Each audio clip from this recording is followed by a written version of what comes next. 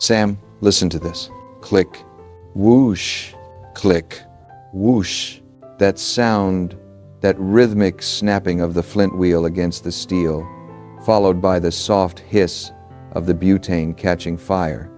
That is the only sound in my entire world right now.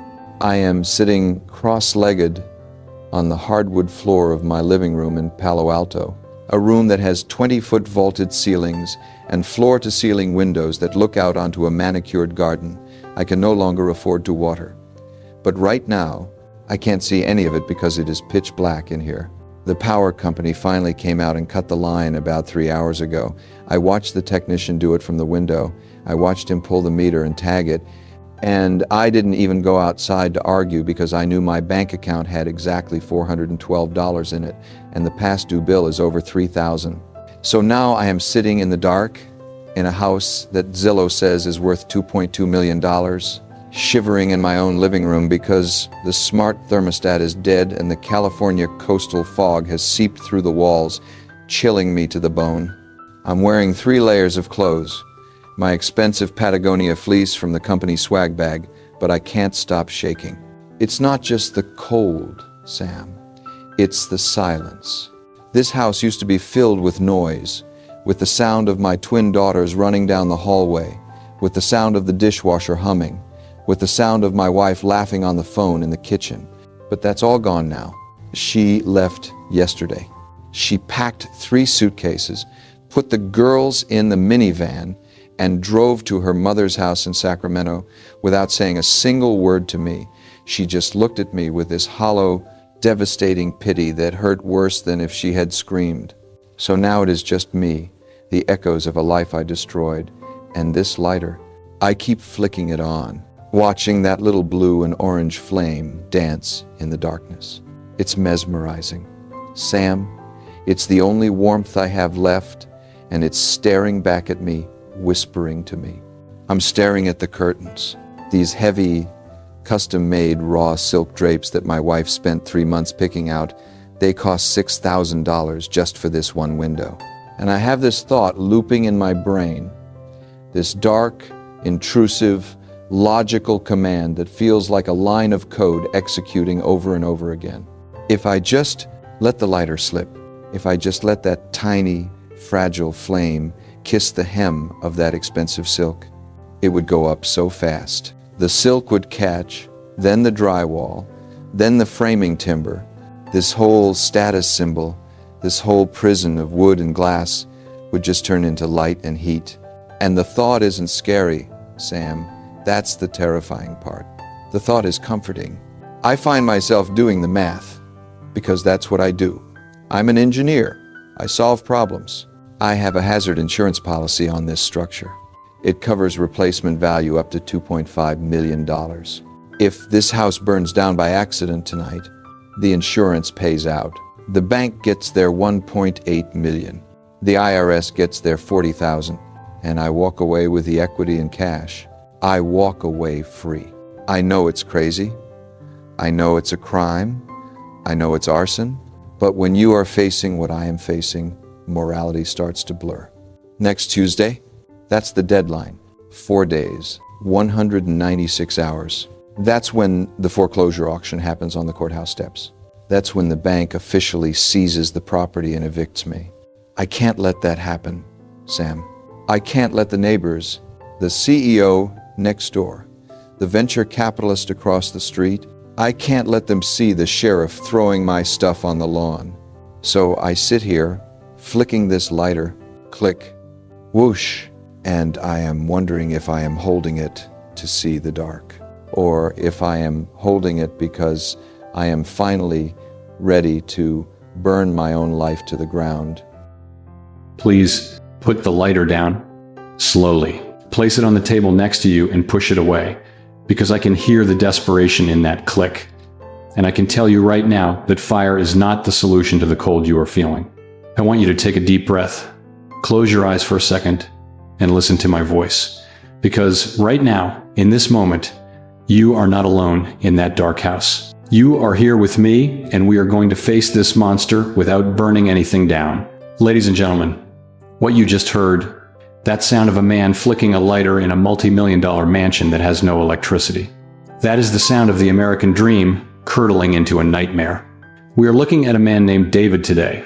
If you saw him on the street, or if you looked at his LinkedIn profile, you would see the picture of success.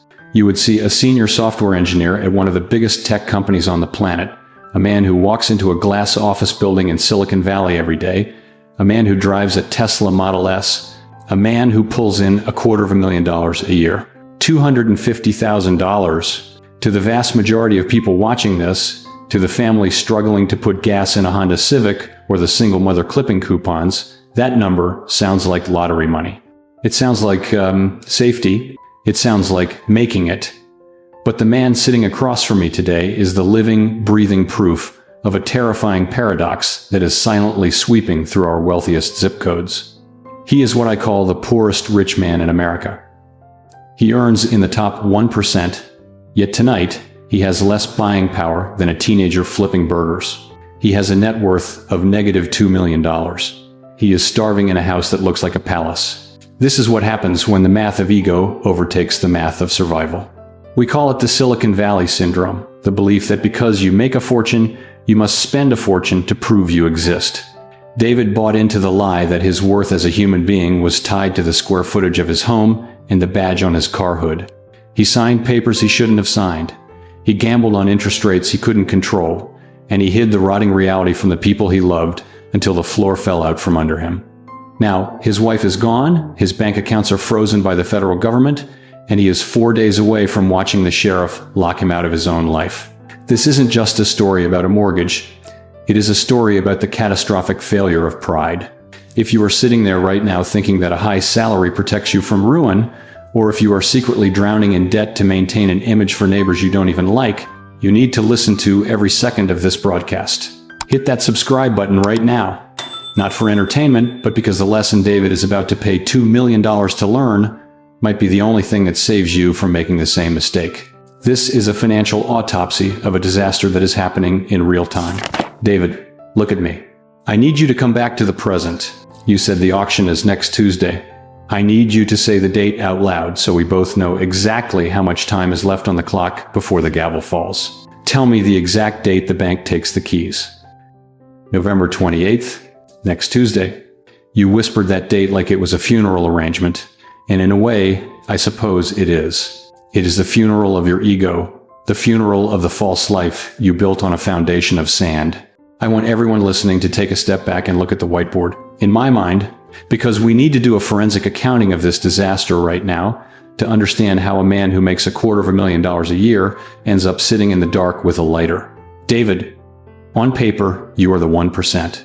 You are the envy of every person stuck in traffic on the 101 freeway. $250,000 a year breaks down to roughly $20,800 a month in gross income. That is a staggering amount of money. That is more than most people see in 6 months. But we don't live in a gross world, do we? We live in a net world, and you live in the state of California, which has some of the highest income taxes in the country. So before that money even hits your direct deposit, the federal government takes a massive bite, the state of California takes another massive bite, then Social Security, Medicare. By the time the money actually lands in your checking account, that $20,000 has shrunk down to about $13,500. That is your real shovel. That is the only ink in your pen. Now, let's look at the monster you invited into your life. This house. You told me during the break that when the rate adjusted on your mortgage, your payment jumped. It didn't just go up a little. It doubled. It went to $14,200 a month. I want you to really hear that number. $14,200 every single month. Do the math with me, David. Your take-home pay is $13,500. Your mortgage is $14,200. You are negative $700 the very second your paycheck hits your account. You are negative $700 before you pay for electricity, which you clearly aren't paying. You are negative $700 before you buy a single gallon of milk. You are negative before you pay the insurance on that Tesla you drive. You are negative before you put a single diaper on your children. This is mathematical insanity. You are bleeding to death in a luxury car. You are literally borrowing money just to exist. just to breathe air in that zip code. You are working a high-stress, high-performance job at a massive tech company, dealing with code that affects millions of users, and you are doing it for free. Actually, worse than free. You are paying $700 a month for the privilege of going to work to pay for a house that is eating you alive. This isn't a budgeting error, David. This isn't I spent too much on Starbucks. This is a structural collapse. You built a lifestyle that required 110% of your capacity just to keep the lights on, and the moment the wind blew, the moment the rates ticked up, the whole thing came crashing down. I look at you, and I see a smart man. You're an engineer? Your entire career is built on logic, on systems, on cause and effect. You solve complex problems for a living. So I have to ask the question that is screaming in my head. How? How did a man who understands logic better than 99% of the population look at a loan document with an adjustable rate, look at a monthly payment that exceeded his entire existence, and pick up a pen to sign his name? What was the voice in your head that told you this was a good idea? You asked what the voice in my head said, Sam. And the terrifying truth is that the voice didn't sound like a warning siren at all.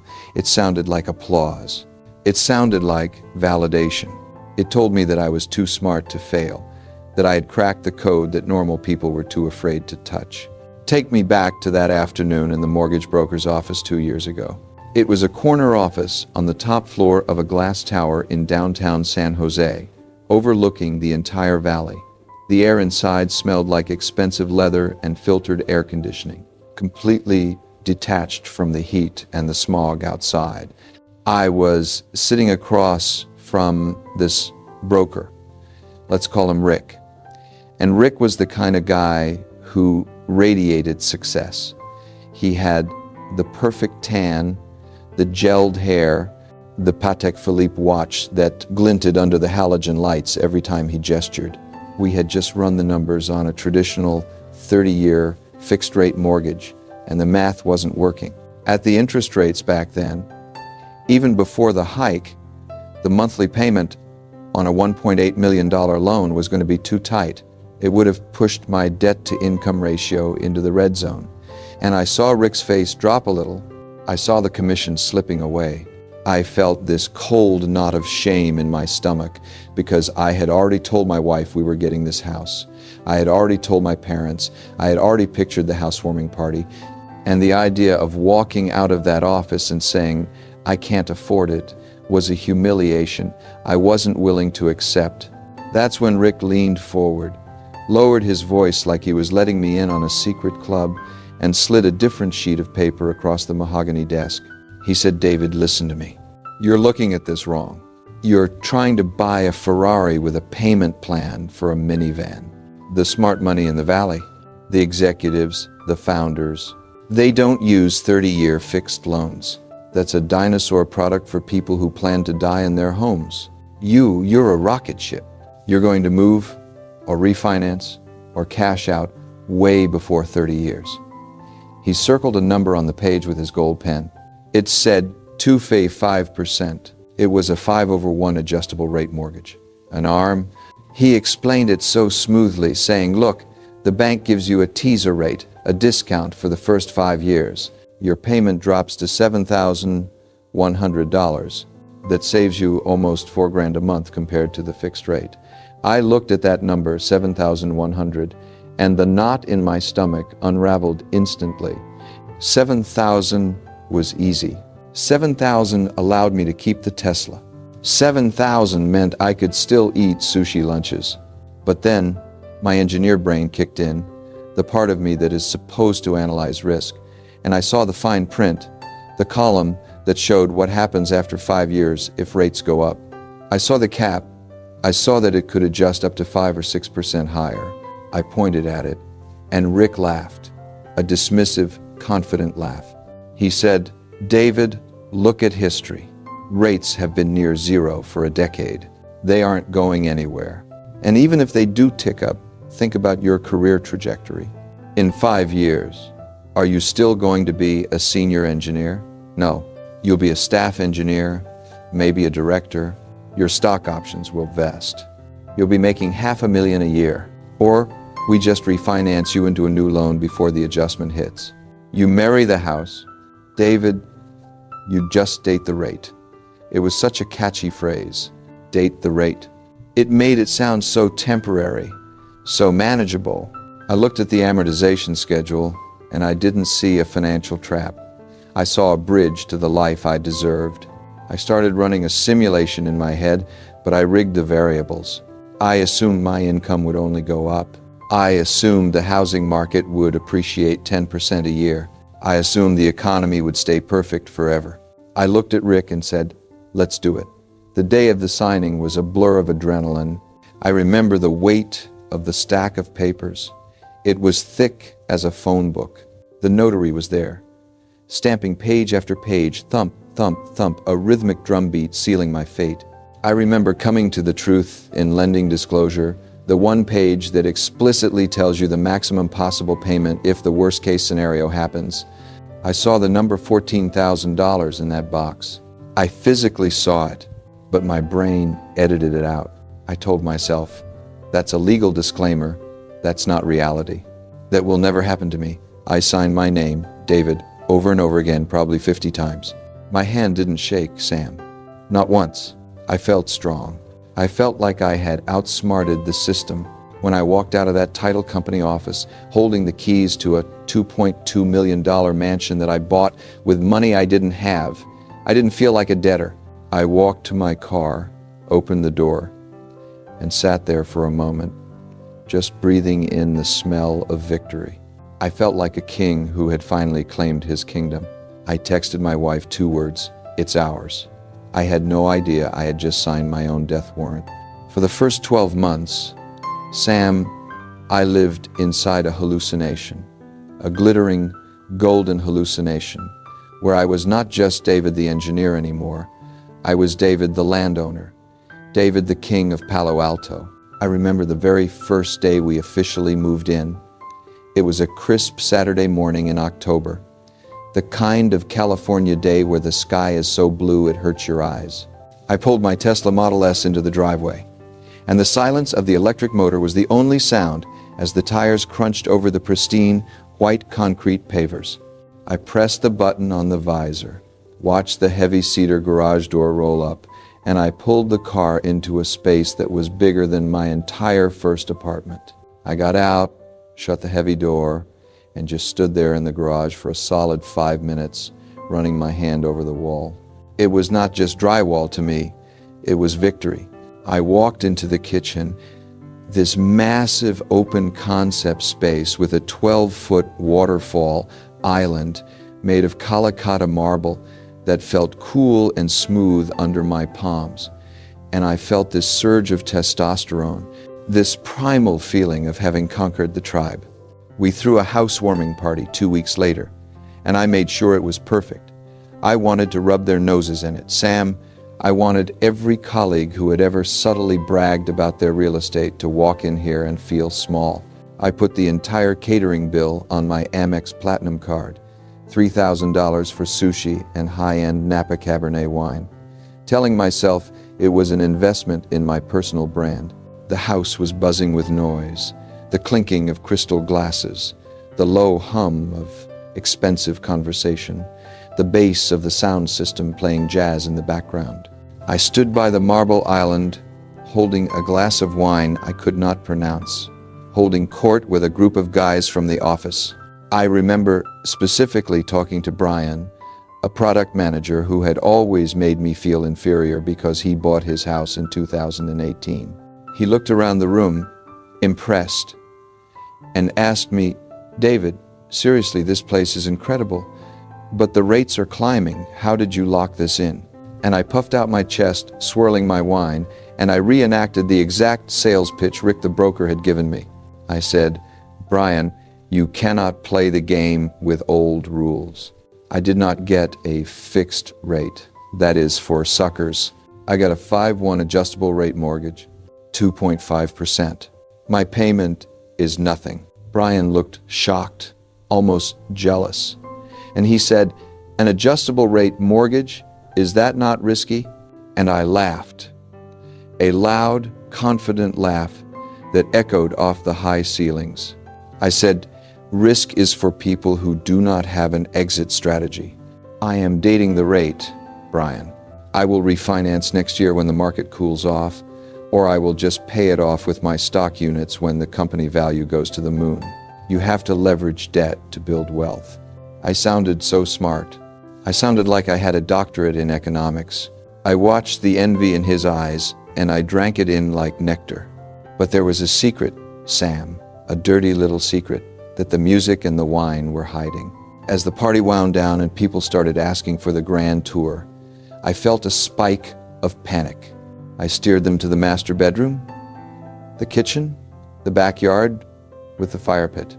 But when Brian asked, "Hey, what is upstairs? Can we see the guest suites?" I physically blocked the staircase. I smiled and said, "Oh, the wife is still decorating up there. It is a mess of boxes. You know how it is." But that was a lie. There were no boxes. There was nothing.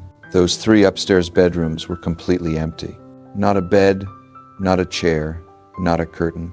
We had spent every single dollar of our liquidity on the down payment and the closing costs.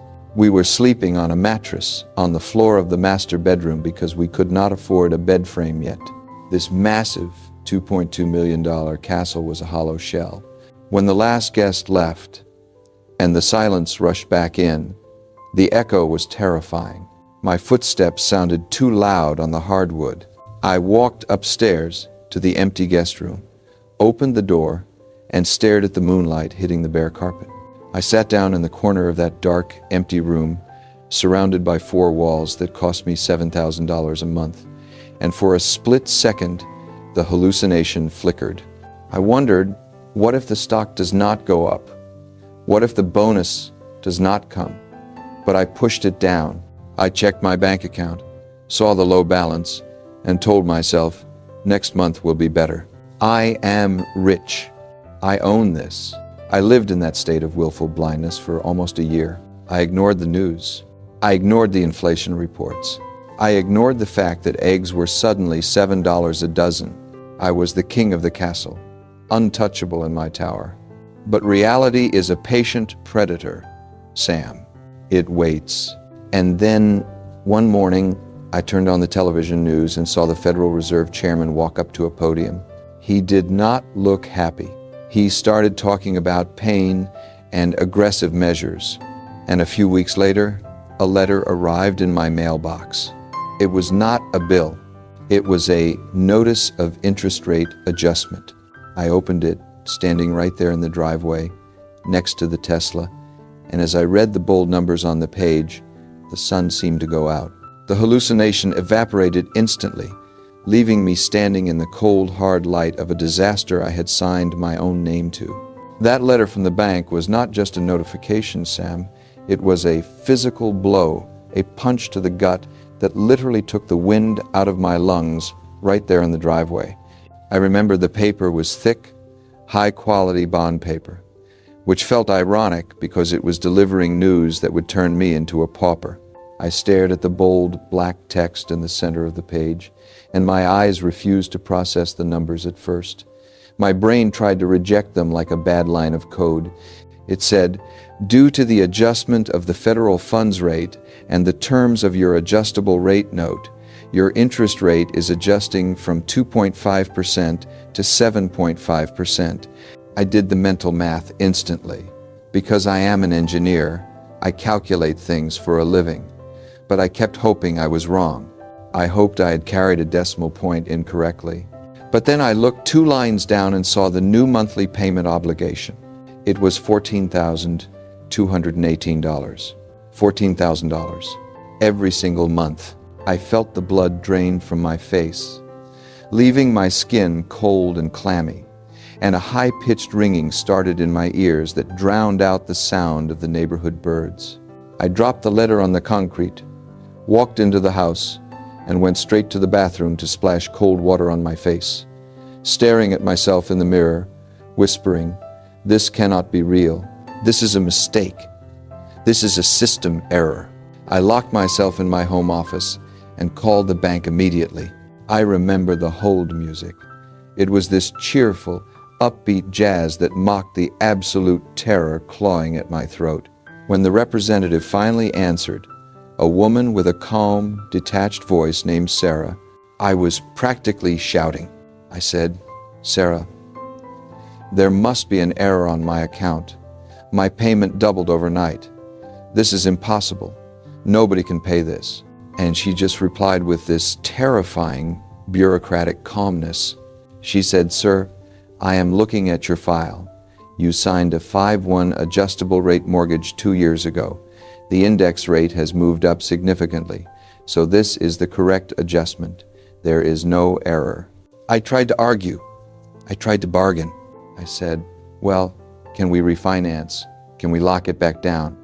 And she paused, and I could hear her typing, click, click, click, and then she delivered the second death blow. She said, Sir, based on the current appraisal value of your home, which has softened in the last year, and your current debt-to-income ratio with this new payment, you do not qualify for a refinance at this time. You are upside down. I hung up the phone and sat there in silence as the sun went down, watching the shadows lengthen across the floor of my $2 million prison. That night, I sat down with my spreadsheets, the ones I used to love updating, and the reality set in. My take-home pay was roughly $13,500 a month. My new mortgage was $14,200. The house now costs $700 more than I earned in an entire month of working 60-hour weeks. I was insolvent. I was bankrupt. But instead of going downstairs and telling my wife, instead of admitting that I had gambled our security on a teaser rate and lost, I decided to cover it up. I decided to fix it. I logged into our retirement accounts. I had a 401k that I had been maxing out for a decade. I stopped the contributions immediately. That gave me a little bit of cash flow back, but it was not enough. So then I looked at our emergency fund. We had $50,000 sitting in a high-yield savings account. That money was for medical emergencies, for a layoff, for a rainy day. Well, it was not raining, Sam. It was a hurricane. I transferred the first $7,000 from savings to checking to cover the deficit for the first month. I stared at the screen as the transfer processed, watching the balance drop from $50,000 to $43,000 in a split second. It felt physically painful, like I was cutting off a piece of my own finger. And the terrifying thing is how fast it went. The next month, I had to transfer another $7,000. Then the water heater broke and cost $3,000. Then property taxes were due. In 4 months, just 4 months, I watched $50,000, which took us 5 years to save, vanish completely. It was gone. And the whole time I was acting, I was performing the role of the successful provider.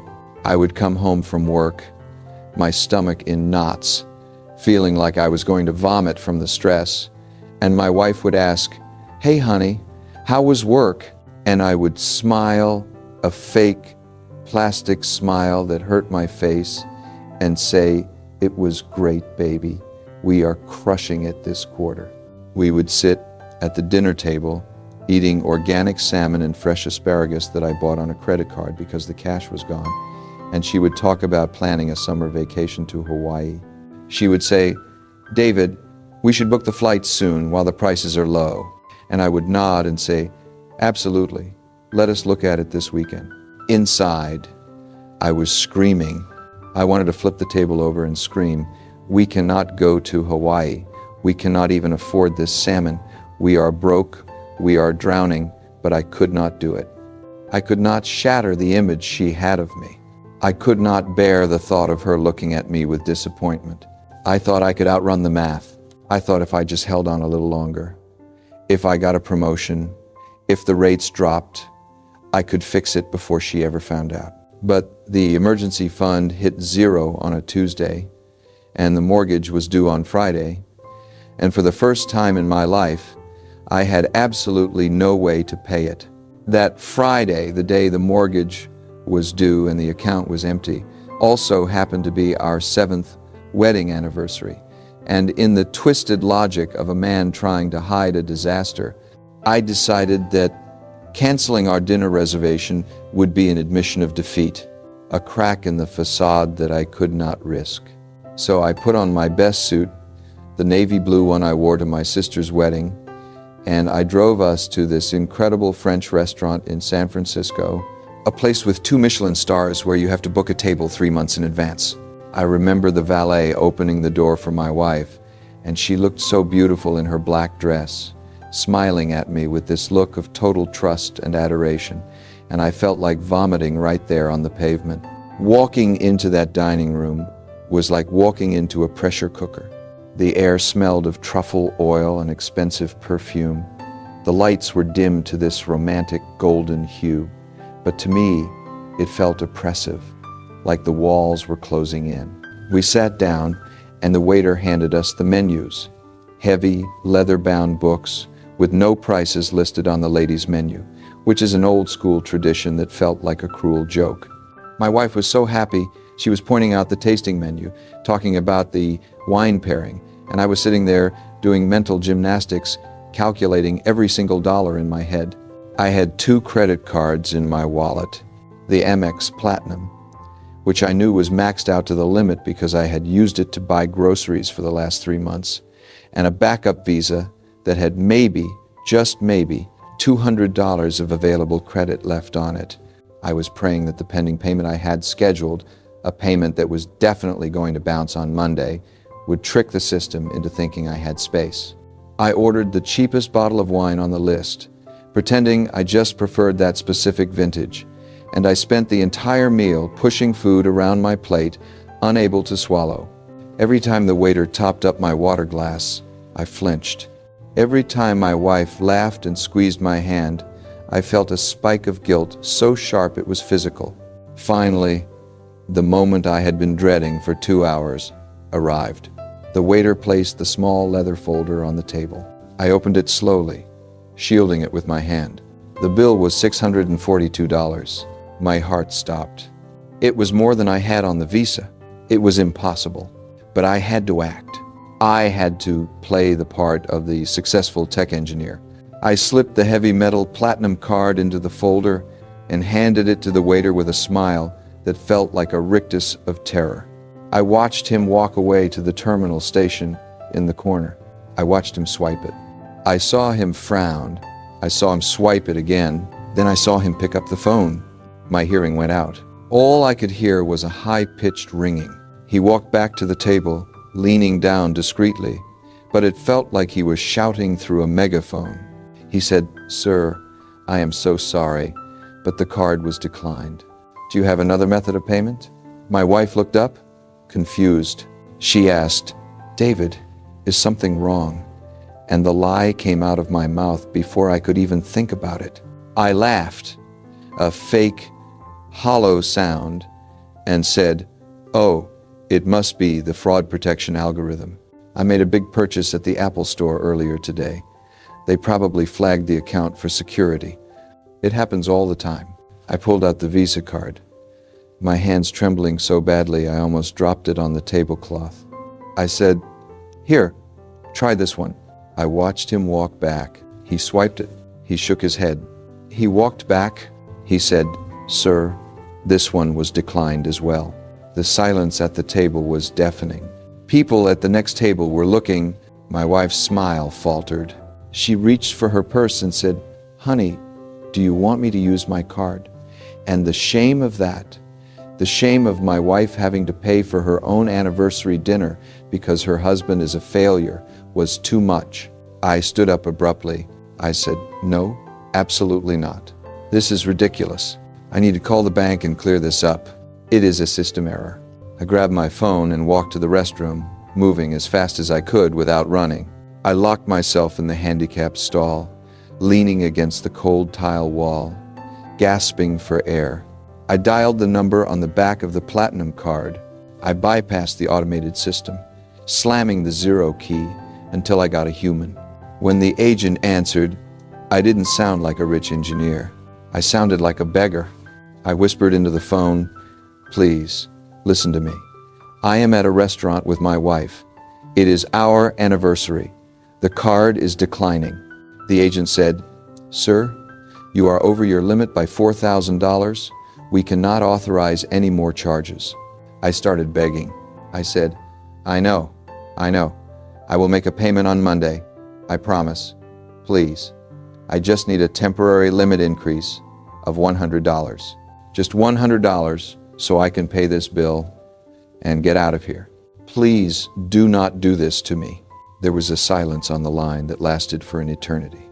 I was sweating through my shirt, tears pricking my eyes, staring at the graffiti on the stall door, waiting for him to crush me. Finally, he sighed and said, "Sir, as a one-time courtesy based on your history, I can authorize a temporary override for the next hour. But you must bring the account current within 48 hours. I almost collapsed with relief. I said, "Thank you. Thank you so much." I washed my face in the sink, dried the sweat, put the mask back on, and walked back to the table. I told the waiter to run the platinum card again. It went through. We left. My wife held my arm as we walked to the car and said, "I am glad you got that sorted out. Banks are so annoying." She believed me. She trusted me completely. But as I drove home, gripping the steering wheel of a Tesla I did not own, heading to a house I could not pay for, I realized that I hadn't solved anything. I had just bought myself 48 more hours of hell. And that night, while she slept, I went into the guest bathroom and threw up in the sink until there was nothing left in my stomach. After that night in the bathroom, wiping bile from my mouth and staring at my pale reflection in the mirror, I knew the game had changed. I knew that the credit cards were dead, burned to ash, and there were no more temporary limit increases coming to save me. But the calendar does not stop for desperation, Sam. It keeps marching forward with terrifying indifference. And 2 weeks later, the first of the month was looming again like a guillotine blade. I sat at my desk in the home office, the room with the expensive ergonomic chair and the view of the hills I did not own, and I pulled up my spreadsheets. The math was a disaster. I needed $14,200 for the mortgage, plus another $2,000 for utilities and insurance, and my checking account had less than $3,000 in it. I had tapped out the emergency fund. I had maxed out the credit lines. I had borrowed from friends until they stopped answering my texts. I was cornered, and that is when my eyes drifted to the one account I had not touched yet, the one account that was sacrosanct, the one account labeled tax hold. You see, as a senior engineer, a huge chunk of my compensation comes in restricted stock units, or RSUs, and when they vest, the company withholds some tax, but usually not enough for my tax bracket. Plus, I had some consulting income on the side, so I was required to pay quarterly estimated taxes to the Internal Revenue Service. I had $40,000 sitting in that high-yield savings account, waiting to be sent to the federal government on the 15th of the month. That money did not belong to me, Sam. It belonged to Uncle Sam. It belonged to the most powerful collection agency on the planet. I knew the rules. I knew that touching that money was not just irresponsible, it was dangerous. I knew that the IRS has powers that banks can only dream of. They can freeze your assets without a court order. They can garnish your wages until you are destitute. They can put a lien on your property that survives foreclosure. But as I stared at that balance, $40,000, a seductive, poisonous logic started to whisper in my ear. The voice said, "David, listen to me. The bank is fast, but the government is slow. If you miss a mortgage payment, the bank sends a letter in 15 days. They report you to the credit bureaus in 30 days, and they start foreclosure in 90 days. The bank will take the house and humiliate you in front of the neighbors by Christmas. But the government is a bureaucracy. It might take them 6 months to notice you missed a quarterly payment. It might take them a year to send a scary letter. By then, you will have figured this out. By then, the stock will have bounced back. You will have gotten a bonus. You will have refinanced. You are just borrowing time." I sat there, my hand hovering over the mouse the cursor trembling over the transfer button. I felt like I was standing on the edge of a bridge. I looked at the family photo on my desk, my wife smiling, my daughters playing in the yard of this house that was eating us alive, and I terrified myself into action. I clicked the button. I transferred the entire $40,000 from the tax hold account to my personal checking account. I watched the digital numbers shift, and for a second, I felt a rush of relief because I had the cash to pay the mortgage for another 2 months. I had bought myself 60 days of silence, but then the relief evaporated, replaced by a cold, heavy dread that settled in the pit of my stomach and never left. I paid the mortgage. The bank was happy. My wife remained oblivious. But I had done something irreversible. I had moved from being a man with a debt problem to a man with a legal problem. I stopped opening my mail completely because I was terrified that a letter with the Department of the Treasury seal would be in there. Every time the phone rang, and it was an unknown number, my heart would hammer against my ribs because I thought it was a federal agent. I started having nightmares where I was being handcuffed in front of my team at the Googleplex. I walked around with a secret that was so heavy it made my shoulders physically ache. I would look at police cars on the highway and feel a spike of guilt, wondering if they could scan my license plate and see that I was a tax cheat. I told myself I would pay it back next quarter, but of course, I did not. The mortgage ate that money too, and the next quarter came, and I skipped that payment too. The hole got deeper.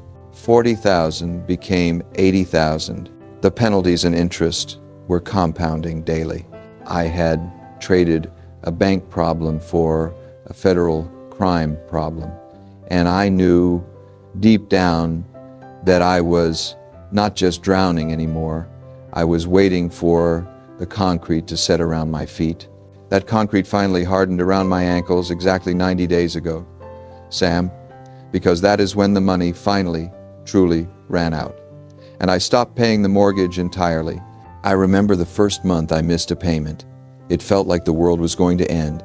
I sat by the phone waiting for the police to kick down the door, but nothing happened. Just a polite automated email reminding me of a late fee. Then the second month passed, and the emails turned into phone calls from numbers I did not recognize, numbers I blocked with a trembling finger every single hour. By the third month, the digital harassment turned into physical paper, and that is when my life transformed into a high-stakes espionage movie played out in the suburbs. I developed a sickness, a total obsession with the United States Postal Service.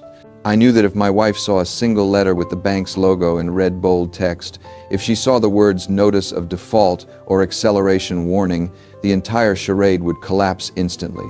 So I memorized the schedule of the mail carrier. I knew that the white truck usually turned onto our cul-de-sac between 2:15 and 2:30 in the afternoon.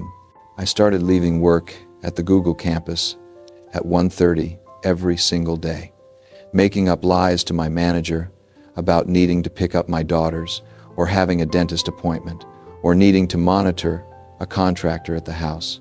I would drive that Tesla like a getaway car down the 101 freeway, weaving through traffic, sweating through my expensive shirt, terrified that traffic would delay me by 5 minutes and my wife might check the box before I got there. I would pull into the driveway, jump out of the car before the garage door even opened, and sprint to the mailbox at the curb. I would snatch the mail out, rifling through it with shaking hands right there on the street. Pottery Barn catalog, keep. Utility bill, keep. Junk mail, keep. And then there they were, the thick envelopes, the certified letters, the ones stamped urgent and time sensitive. I would shove those into the pocket of my slacks, my heart hammering against my ribs like a trapped bird. I would walk into the house, shout a cheerful hello to my wife, who was usually in the kitchen prepping dinner, and I would act casual. I would toss the catalogs and the safe mail on the counter and say, "Hey honey, just bills and junk today." She would smile and say, "Thanks for getting it, babe." And then I would go to the garage, open the trunk of the Tesla, lift up the floor mat where the charging cable was stored, and dump the bank letters into the well. It was a graveyard of warnings, Sam. There were dozens of them, unopened, unread. I did not need to read them to know what they said. They said I was a squatter. They said I was living in a multi-million-dollar home that I had not paid for in a quarter of a year. The stress of maintaining this interception protocol was physically destroying me. I was constantly checking my watch. If I was in a meeting and it went past 2 o'clock, I would start having panic attacks. My vision would blur. I would tap my foot uncontrollably. One afternoon, my wife called me at work at noon and said, "Hey, I am going to check the mail early today because I am waiting for a package from Amazon." I almost dropped the phone. I shouted, "No, I mean no, do not worry about it. I tracked the package. It is not coming until tomorrow, and besides, I want to check the mail because I am expecting a confidential tax document for the business." The lie was so thin, so desperate, but she just paused and said, "Okay, David, you sound stressed. Take a breath." I hung up and dry heaved into my trash can. I felt like a criminal mastermind, thinking I was so clever, thinking I could control the flow of information forever. I thought if I just hid the paper, the reality of the foreclosure would not exist. I thought I could outrun the bank. But I forgot that banks do not just send letters forever. Eventually, they hire people. Eventually, the system moves from the paper phase to the human phase. And you can hide an envelope in the trunk of a car, Sam, but you cannot hide a process server standing on your front porch.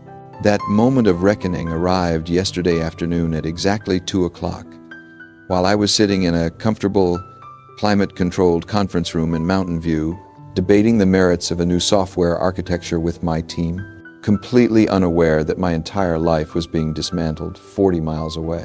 I had calculated the mail carrier's schedule perfectly for months, but I had forgotten that process servers do not operate on a schedule, and they do not care if you are at work. My doorbell camera sent a notification to my phone, but I was presenting, so I swiped it away, thinking it was just a delivery driver dropping off a package. If I had looked, I would have seen a man in a windbreaker walk up to my custom mahogany front door, pull out a roll of heavy-duty blue painter's tape, and affix a bright neon orange piece of paper right at eye level. It was not an envelope. It was a public shaming. It was a notice of trustee sale, announcing to the entire neighborhood that this property was scheduled to be auctioned off to the highest bidder on the courthouse steps next Tuesday. About 20 minutes later, my phone buzzed again. It was my wife.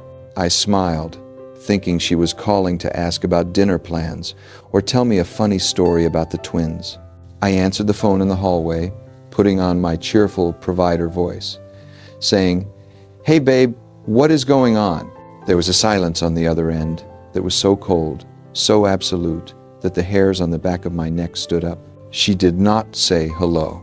She just said, "David, why does the paper on our front door say that the bank owns our house?" The air left the room. I tried to stammer. I tried to launch into one of my rehearsed lies, saying, "Oh, that must be a mistake. It is probably for the previous owner. I will call them and sort it out." She cut me off, and her voice was trembling, not with anger, but with a terrifying clarity. She said, "No, David. I read it. It has your name on it. It has the loan number on it. And then I went to the garage to look for the mail you said you brought in yesterday, and I found the pile under the floor mat in the Tesla. I found all of them. The foreclosure notices, the tax liens from the Internal Revenue Service, the credit card demands. I found everything." I stopped breathing. The world tilted on its axis. I mumbled something incoherent, something like, "Please, just wait. I can explain. I am coming home right now." I ran to the parking lot, jumped in the car, and drove home at 90 miles an hour, weaving through traffic on the freeway, gripping the steering wheel so hard my knuckles turned white. I was rehearsing speeches in my head, trying to come up with a way to spin this, a way to frame it as a temporary setback, a misunderstanding. But when I pulled into the driveway, I saw the orange sticker. It was screaming at me. It was undeniable. I ran inside, shouting her name. I found her in the master bedroom. She was not crying. She was not screaming. She was moving with a mechanical, deadly efficiency. She had 3 large suitcases open on the bed, the mattress that was still on the floor because we could never afford a frame. She was packing her clothes. She was packing the kids' clothes. I stood in the doorway, gasping for air, and I said, "Baby, please stop. Let me explain. I was trying to protect you. I was trying to fix it before you found out." She stopped folding a shirt and looked at me, and the look in her eyes broke me into a million pieces. It was not hate.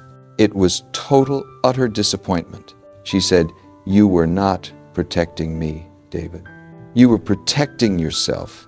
You were protecting your ego. You watched me plan a vacation we could not afford. You watched me buy groceries we could not afford. You let me live in a fantasy while you were driving us off a cliff. If you had told me a year ago that we were struggling, we could have sold the house. We could have moved. We could have fought this together. But you stole that choice from me. You stole my reality." I tried to grab her hand, but she pulled away like I was contagious. She said, "I cannot look at you right now. I do not know who you are. You are a stranger who lives in my house." She zipped up the suitcases. The sound of that zipper was the loudest thing I have ever heard. She called the girls from their room.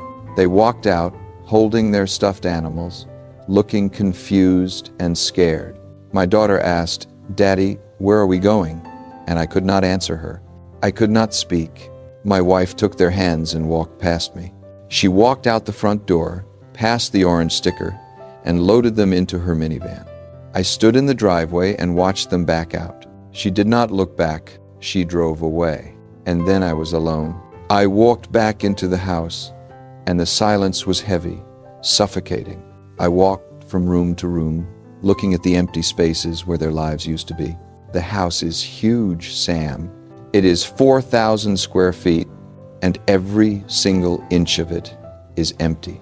There is no furniture. There is no noise. There is no family. Just me and the echo of my own lies, and that piece of paper on the door telling me that in 4 days, even the empty shell will be gone. And now I am sitting in the center of that emptiness, Sam. And the only thing moving in this house is the second hand on my watch, ticking away the final moments of my life as I know it. Today is Friday.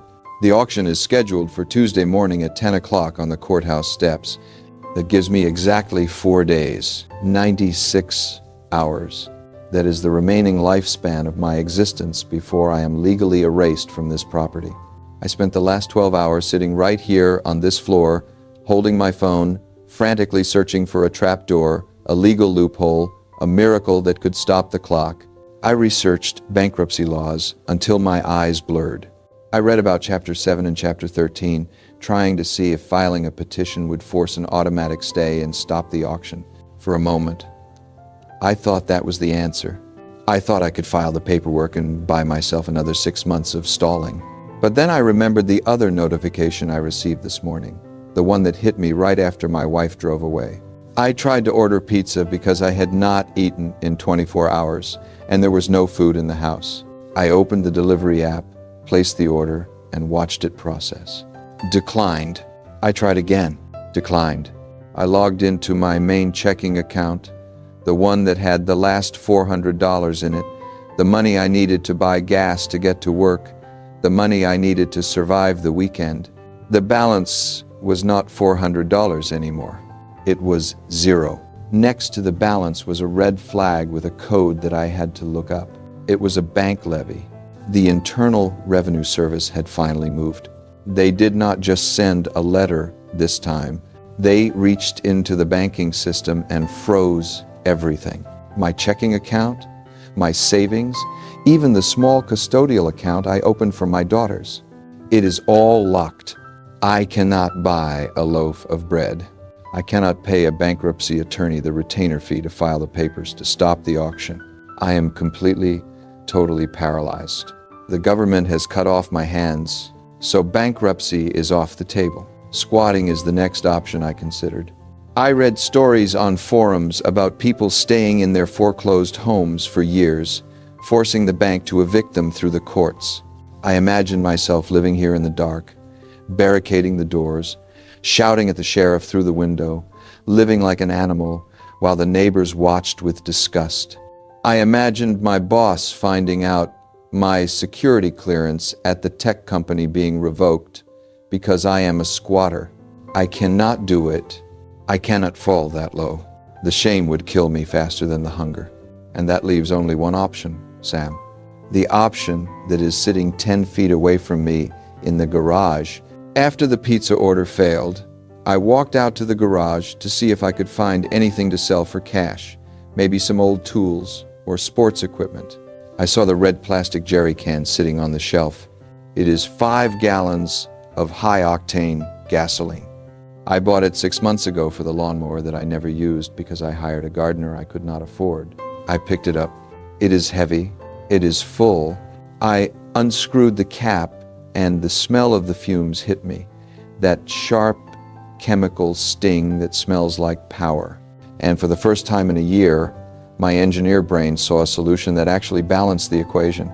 I did the math again. The house is insured for replacement value, which is $2.5 million. The mortgage is $1.8 million. The tax lien is $40,000 if an electrical fire started. If a candle fell over, if a tragic accident occurred tonight, the insurance company would pay the bank. The mortgage would be extinguished. The IRS would take their cut from the surplus, and there would still be equity left over. Enough to start over. Enough to give something to my wife so she does not hate me forever. I walked back into the living room with the can. I set it down next to the drapes. I sat here and I flicked this lighter. Click, whoosh, click, whoosh. I am staring at the solution, Sam. It cleans up the mess. It erases the orange sticker. It stops the auction. It creates a tragedy instead of a disgrace. People forgive tragedy. They do not forgive failure. I feel like I am trapped in a burning building already, so why not make the fire real? Why shouldn't I just tip this can over and let physics take care of the rest? I am begging you, give me one logical reason why I should walk out of here with nothing when I could burn it down and walk away with a clean slate. David, I am going to give you the one logical reason you asked for, and I need you to listen to me as if your life depends on it, because it absolutely does. You asked why you should not tip that can over. Here is the logic. Arson is not a loophole. Arson is a felony. Insurance fraud is a federal crime. You are an engineer, you understand data, you understand forensics. Do you really think you can outsmart a fire investigator who does this for a living? Do you think they will not find the chemical traces of the accelerant on the floorboards? Do you think they will not look at your bank records and see that you were insolvent, that you were 4 days away from an auction, that you had every motive in the world to burn it down? They will catch you, David. And when they do, you will not just be a broke guy who lost a house. You will be a felon. You will go to federal prison for 10 to 20 years. You will lose your voting rights. You will lose your security clearance. You will never touch a computer at a major tech company ever again. And worst of all, think about your daughters. Right now, their father is a man who made a financial mistake. If you light that match, their father becomes a criminal who burned down their childhood home. Do you want them visiting you behind a glass partition for the next decade? Do you want them to grow up knowing their father chose violence instead of responsibility? Put the lighter down? Put it down right now. The house is gone, David. Accept that. The bank owns it. It is already over. You are grieving a corpse, but you are still alive, and we need to perform an emergency financial autopsy right now to save the rest of you. We need to look at the wreckage and find the scraps of value that can keep you fed and keep you out of jail. I want you to close your eyes and mentally walk through your assets with me, because we are going to liquidate everything that is not nailed down. Let us start with the car. You said you drive a Tesla Model S. It is parked in the driveway right now. That car is not a vehicle, David. It is a rolling ego trip. It is a symbol of the lifestyle you could not afford. How much is it worth? Used Model S prices are dropping, But let us say it is worth $60,000. How much do you owe on it? If you have been paying it down, maybe you have $15,000 left on the loan. That means there is $45,000 of equity sitting on 4 rubber tires in your driveway. You are starving. You are eating ramen in the dark. And you have $45,000 sitting outside. Sell it. Not next week. Tomorrow morning, drive it to CarMax, drive it to a dealership, and take the check. You do not need a luxury electric vehicle to drive to a rental apartment. You buy a $3,000 beater with high mileage that gets you from point A to point B, or you buy a bicycle. You sell the status symbol to buy your freedom. Next, I want to talk about your compensation. You work at a big tech company. You have RSUs, restricted stock units. I know you do. I know you are holding on to them because you think the stock price will go back up. You think they are your lottery ticket to get the house back. They are not. Log into your brokerage account on your phone right now. Look at the vested balance. Is it $10,000? $5,000? Sell it. All of it. Hit the sell button. I do not care about the tax implications right now. I do not care if the market is down 20%. You are in a burning building. You do not worry about the resale value of the furniture. You grab what you can and you run. That cash is for the IRS. That cash is to unlock your bank accounts so you can buy food for your children. Now, look around that empty house. You said there is no furniture, but I bet there are toys. I bet there is a high-end gaming computer in your office. I bet there are 2 or 3 4K monitors. I bet there is a 60-inch television mounted on the wall. Sell it all. Put it on Craigslist. Put it on Facebook Marketplace. You are an engineer. You have expensive gadgets. Liquidate them. You do not need high-resolution entertainment when your reality is falling apart. You need cash for a security deposit on a studio apartment. You need cash to hire a tax attorney to negotiate with the government. You have to strip your life down to the studs, David. You have to realize that you are not a millionaire temporarily embarrassed by cash flow. You are a pauper living in a palace. Your net worth is negative $2 million. You are poorer than the homeless man pushing a cart down the street in San Francisco because he has $0. But he also has 0 debt. You have a hole so deep you can't see the sky. And the only way to climb out is to let go of the heavy things you are carrying. You have to let go of the Tesla. You have to let go of the stock. You have to let go of the pride that says you are too good to ride the bus or too good to use a 5-year-old laptop. You are not that guy anymore. The moment you signed that mortgage, you killed that guy. Now you are just David, a guy who needs to survive until Tuesday. So tell me, right now, are you willing to sell the car tomorrow morning? Or are we going to keep pretending you are a king until the sheriff throws you out? David, I need you to listen to me because the silence in this room tells me you are finally ready to surrender the crown. You are finally ready to stop pretending and start surviving.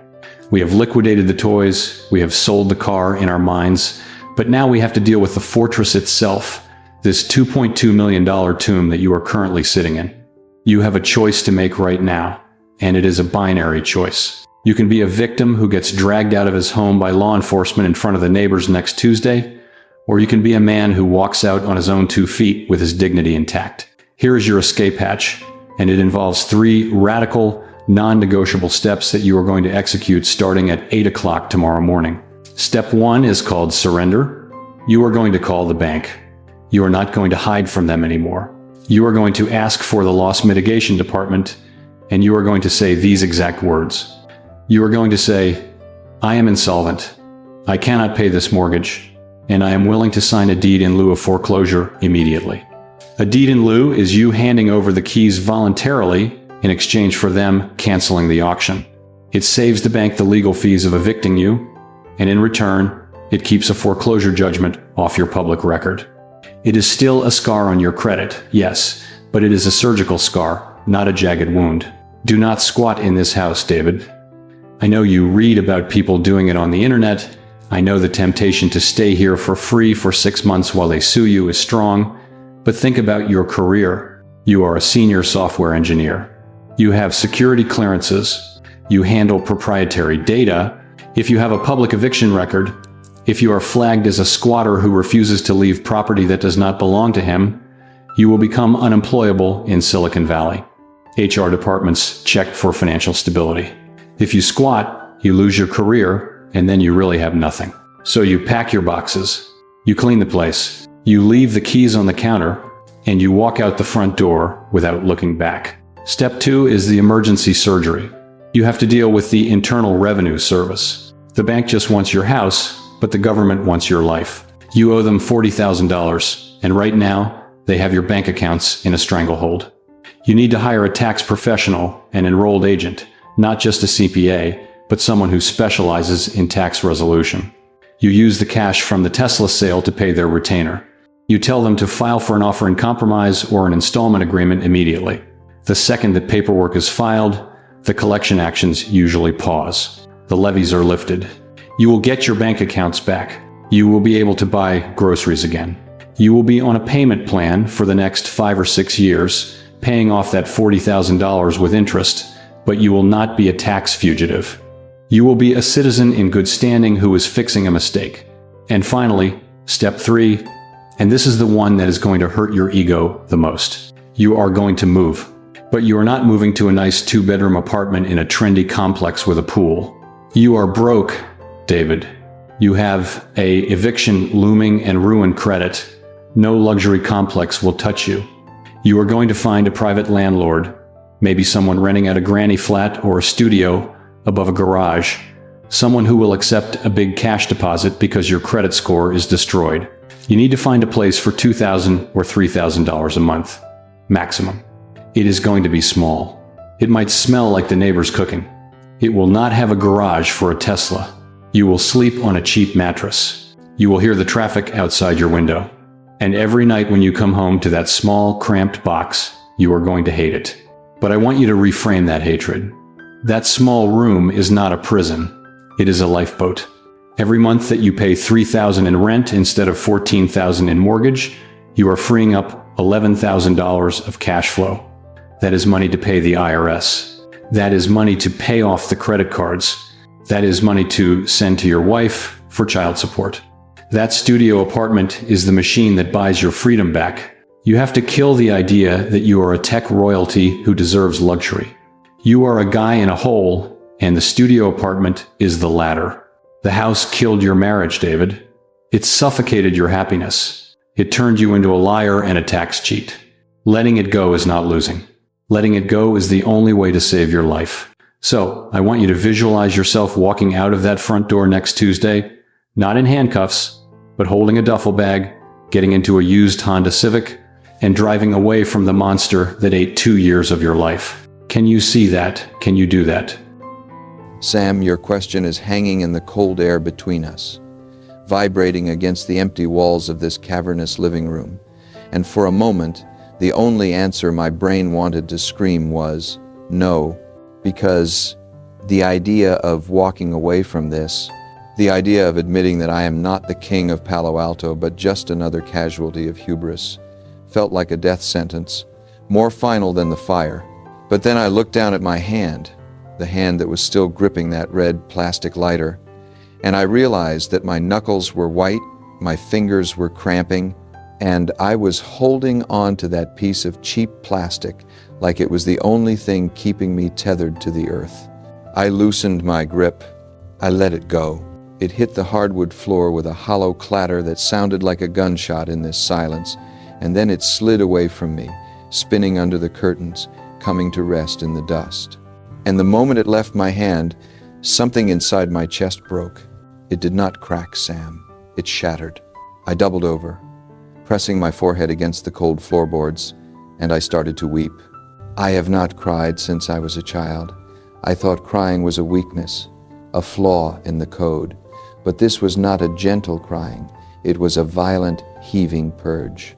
I cried for the $50,000 I burned. I cried for the lies I told my wife every night at the dinner table. I cried for the arrogance of the man who signed those loan papers 2 years ago, thinking he was smarter than the mathematics of the universe.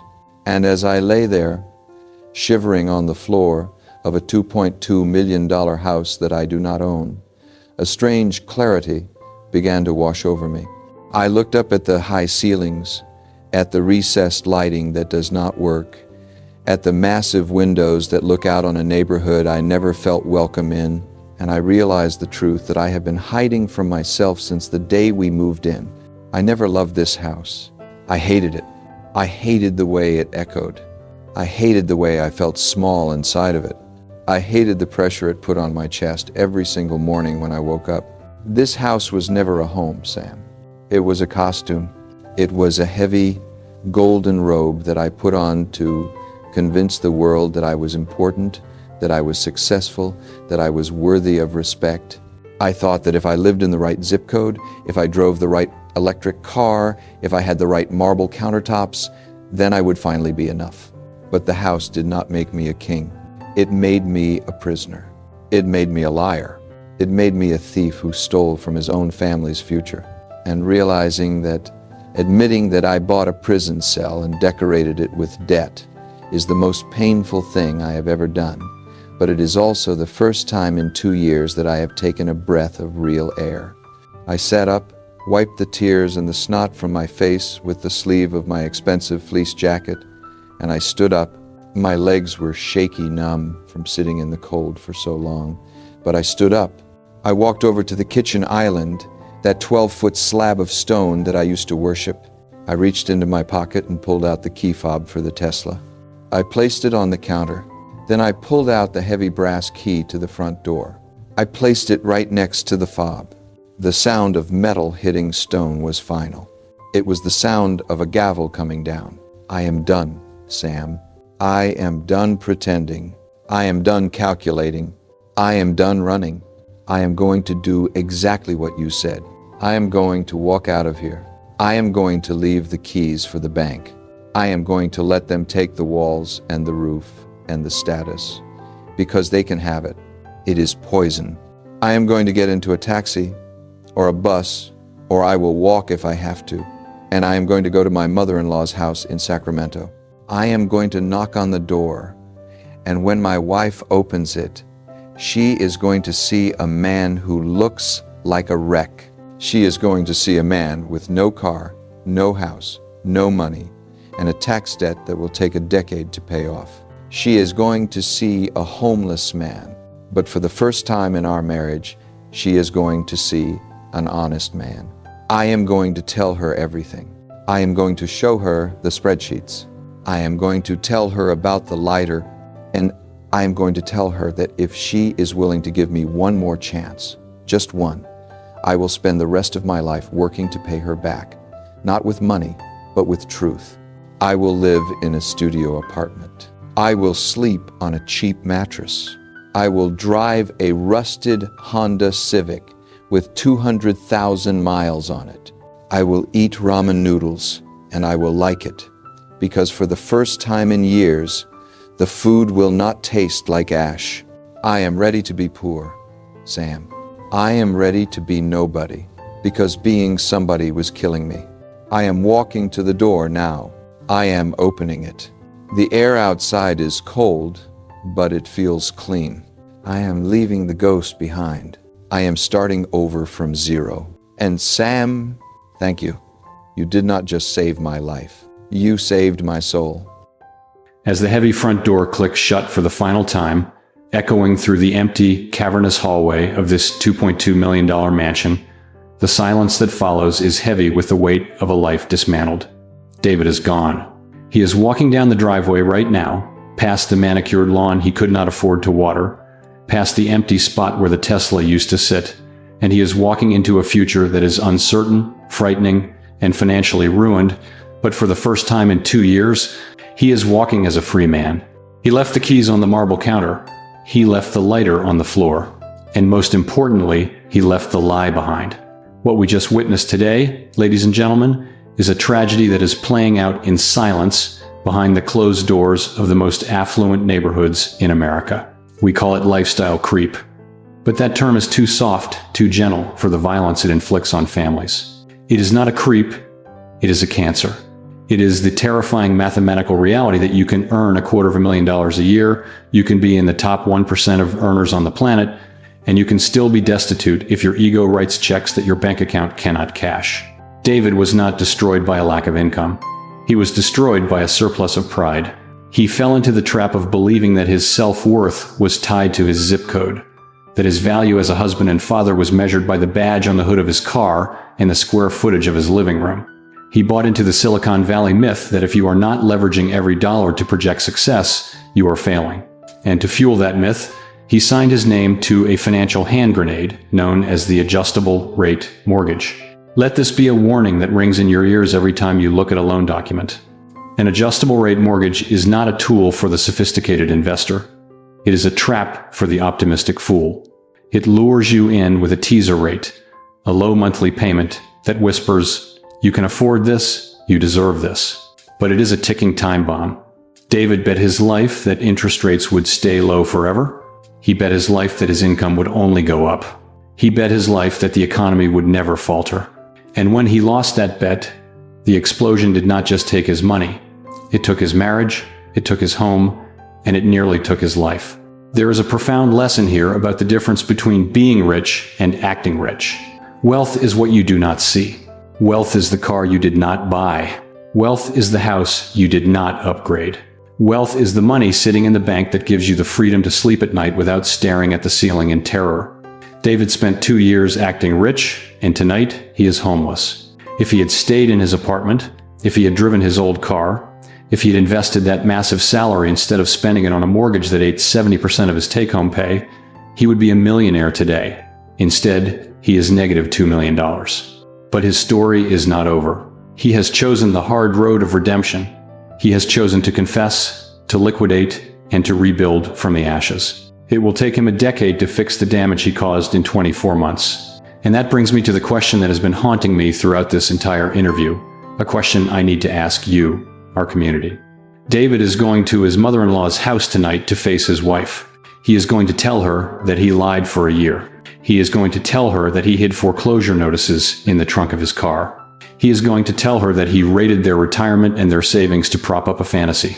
But he is also going to tell her that he has stopped lying. If you were in her shoes, if you found out that your spouse had hidden a $1.8 million debt from you, if you found out they had deceived you every single day while you planned vacations you could not afford, could you forgive them? Is financial infidelity of this magnitude a deal breaker? Or is the fact that he turned back from the edge enough to save the marriage? I want you to go to the comments section right now and tell me what you would do. Would you divorce him? Or would you help him dig out? Your answers might help someone else who is sitting in the dark right now, wondering if they should confess or keep running. If you are watching this and you see yourself in David, if you are sweating every time the mailman comes, if you are using one credit card to pay another, please listen to me. Stop. Stop digging. The lie is heavy, and eventually it will crush you. Send us an email. Reach out for help. There is no shame in being broke, but there is tragedy in staying broken. You can turn the car around. You can walk away from the house. You can save your life. I am Sam, and I will see you in the next episode.